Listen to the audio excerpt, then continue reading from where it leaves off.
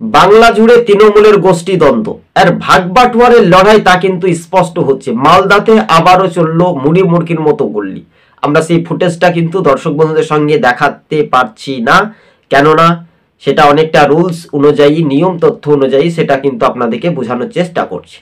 কিছুদিন আগে তৃণমূলের নেতাকে খুন হতে হলো, তৃণমূলের দ্বন্দ্ব অর্থাৎ ভাগবাটোয়ারের লড়াই। বিরোধী রাজনৈতিক দল যদি না থাকে, তাদেরকে যদি সঠিক মর্যাদা বা সঠিক পরিচালনা যদি না করতে দেওয়া হয়, সবাই যদি চোর হয়ে যায়, তাহলে সাধু কে হবে?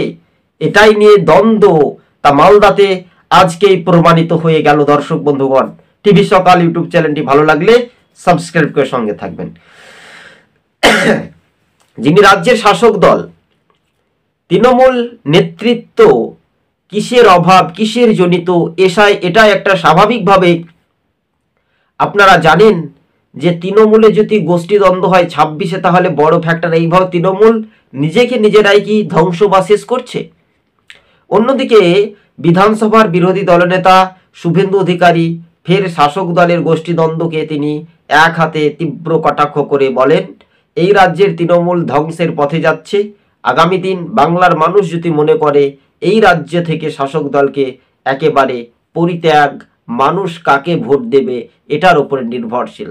কিন্তু মালদাতে চলল মুড়ি মুড়কির মতো শাসকের গোষ্ঠী কন্দল। দর্শক বন্ধুগণ, টিভি সকাল ইউটিউব চ্যানেলটি ভালো লাগলে সাবস্ক্রাইব করে সঙ্গে থাকবেন।